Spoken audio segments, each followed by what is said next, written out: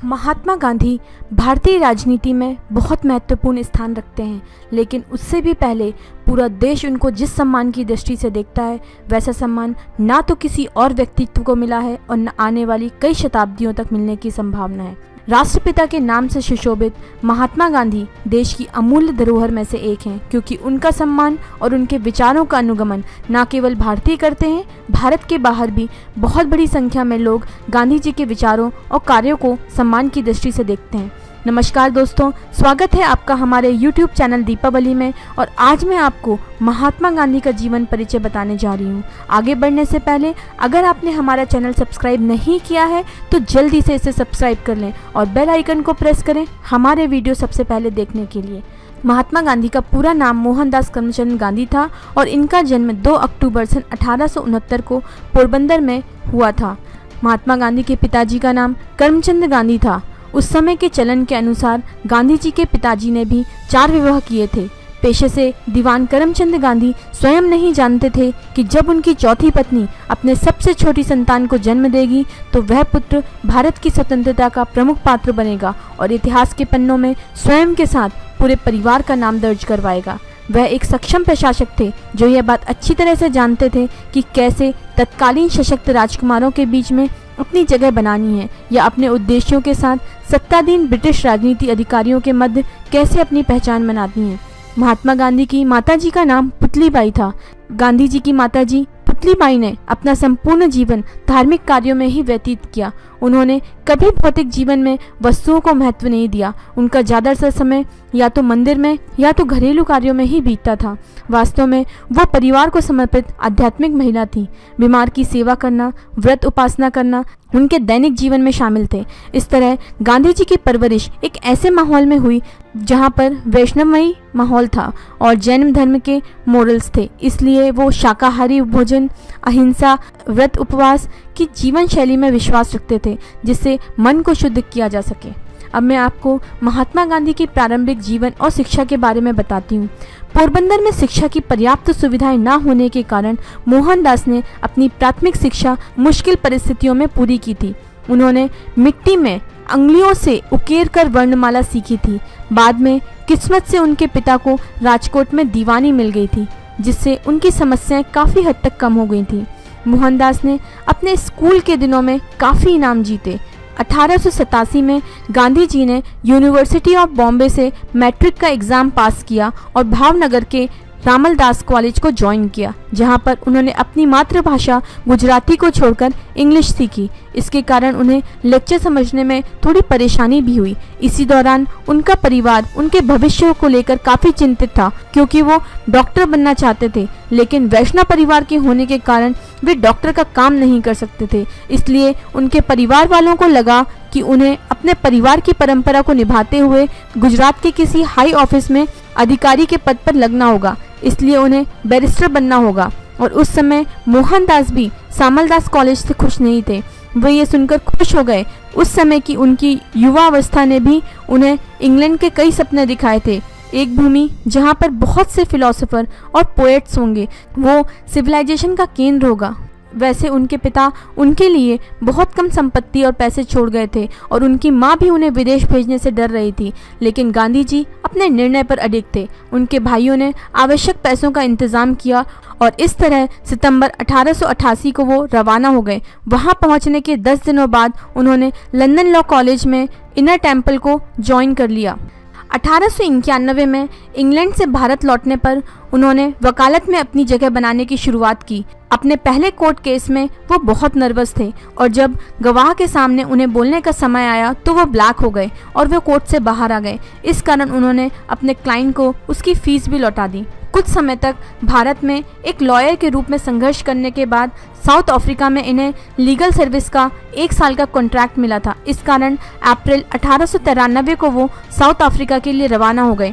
वहाँ उन्हें रंग भेद का सामना करना पड़ा। डरबन के कोर्ट रूम में उन्हें अपनी पगड़ी हटाने को कहा गया, जिससे उन्होंने मना कर दिया और उन्होंने कोर्ट रूम छोड़ दिया। 7 जून 1893 को ट्रेन ट्रिप के दौरान उनके जीवन में एक घटना घटी जिसने उनकी ज़िंदगी बदल कर रख दी। वो प्रोटेरिया जा रहे थे, तभी एक अंग्रेज ने उनके फर्स्ट क्लास रेलवे कंपार्टमेंट में बैठने पर आपत्ति की, जबकि उनके पास टिकट था। उन्होंने ट्रेन से उतरने से मना कर दिया, इसलिए उन्हें किसी स्टेशन पर ट्रेन से नीचे फेंक दिया गया। उनका यह अपमान उन्हें अंदर तक प्रभावित कर गया और उन्होंने खुद को इस रंग-भेद के विरुद्ध लड़ने के लिए तैयार किया। उन्होंने उस रात ये प्रतिज्ञा की कि वो इस समस्या को जड़ से समाप्त कर देंगे। इस तरह उस रात एक सामान्य आदमी से महानायक गांधी का जन्म हुआ। गांधी ने रंग भेद से लड़ने के लिए 1894 में नेशनल इंडियन कांग्रेस की स्थापना की। 1 साल के कॉन्ट्रैक्ट के बाद जब उन्होंने भारत लौटने की तैयारी शुरू की, उससे पहले ही नेशनल असेंबली ने भारतीयों को वोट देने से वंचित कर दिया। उनके साथियों ने भी उनके लेजिस्लेशन के खिलाफ लड़ाई जारी रखने के लिए आश्वस्त किया। इस तरह गांधी जी ने अंतर्राष्ट्रीय स्तर तक इस मुद्दे को उठाया। कुछ समय तक भारत में रहने के बाद गांधी जी अपने पत्नी और बच्चों के साथ साउथ अफ्रीका लौट गए। वहां उन्होंने लीगल प्रैक्टिस की। वॉर के दौरान उन्होंने साउथ अफ्रीका में ब्रिटिश सरकार की मदद की थी। ये उनका मत था कि यदि भारतीय ब्रिटिश एम्पायर में अपने मूलभूत नागरिक अधिकार चाहते हैं तो उन्हें भी अपने कर्तव्यों को पूरा करना होगा। वास्तव में गांधी जी ने अपने जीवन में पहली बार साउथ अफ्रीका में ही नागरिक समानता के लिए रैली निकाली और अपने नॉन वायलेंट प्रोटेस्ट को सत्याग्रह का नाम दिया। इस कारण वहां उन्हें कुछ समय के लिए जेल भी हुई। उन्होंने कुछ परिस्थितियों में ब्रिटिश का सपोर्ट भी किया।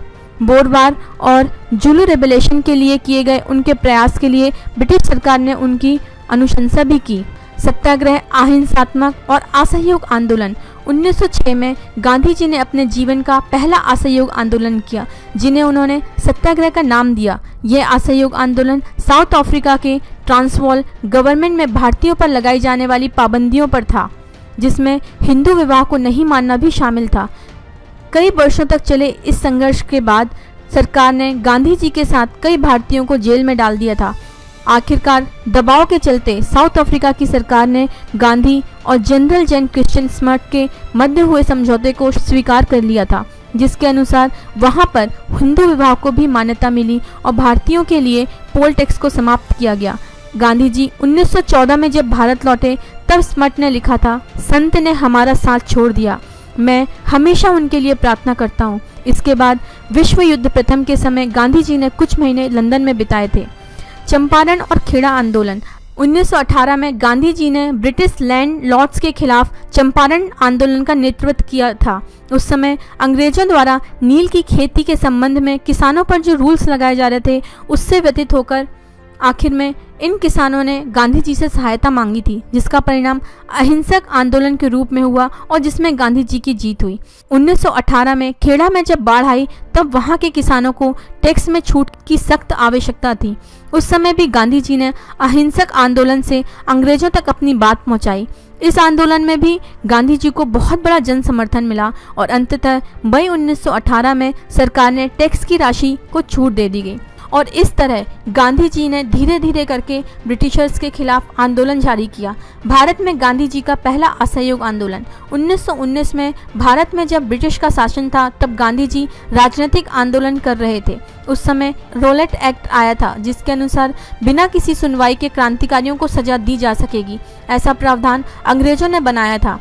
गांधी जी ने इसका पुरजोर विरोध किया। उन्होंने इसके खिलाफ सत्याग्रह और शांतिपूर्व आंदोलन किए। इसी दौरान अमृतसर में जालियांवाला बाग हत्याकांड भी हुआ, जिसमें ब्रिटिश ब्रिगेडियर जनरल डायर ने सैकड़ों लोगों को गोली से भून दिया था। गांधी जी इससे बहुत नाराज हुए और उन्होंने ब्रिटिश सरकार द्वारा भारतीयों को वर्ल्ड वॉर में भाग लेने की अनिवार्यता का भी विरोध किया। इस तरह Gandhi Indian home rule movement का प्रमुख चेहरा बन गए और अंग्रेजों के संपूर्ण बहिष्कार का आह्वान किया। छात्रों को सरकारी स्कूल में नहीं जाने के लिए, सैनिकों को अपना पद छोड़ने के लिए, नागरिकों को टैक्स ना भरने के लिए और ब्रिटिश सामान ना खरीदने के लिए भी प्रेरित किया। उन्होंने खुद भी ब्रिटिश द्वारा बनाए गए कपड़ों के स्थान पर चरखा लगाकर खादी का निर्माण करने पर ध्यान केंद्रित किया और यही चरखा जल्द ही भारतीय स्वतंत्रता का प्रतीक बन गया। गांधी ने इंडियन नेशनल कांग्रेस की लीडरशिप की और होम रूल के लिए अहिंसा और असहयोग आंदोलन की नींव रखी। ब्रिटिश सरकार ने 1922 में गांधी जी पर राजद्रोह के 3 मुकदमे लगाकर उन्हें अरेस्ट कर लिया और 6 वर्ष के कारागार में डाल दिया और गांधी जी को उनकी अपेंडिक्स सर्जरी के बाद फरवरी 1924 में छोड़ा गया।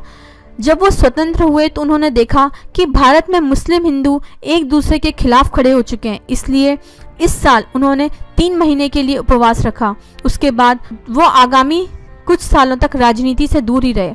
1930 में गांधी जी ने वापस सक्रिय राजनीति में पदार्पण किया और उन्होंने ब्रिटिश सरकार का नमक आंदोलन का विरोध किया। इस एक्ट के अनुसार भारतीय ना नमक बना सकते थे और ना बेच सकते थे और नमक पर भी कर लगा दिया गया, जिसके कारण गरीब भारतीयों को समस्या का सामना करना पड़ रहा था।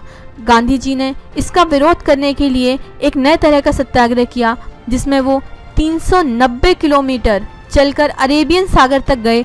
वहां पर उन्होंने प्रतीकात्मक रूप से नमक इकट्ठा किया। इस मार्च से एक दिन पहले ही उन्होंने लॉर्ड इरविन को लिखा था, मेरा उद्देश्य सिर्फ एक ही है कि मैं हिंसात्मक तरीके से ब्रिटिश सरकार को यह महसूस करवाऊंगा कि वो भारतीयों के साथ कितना गलत कर रहे हैं।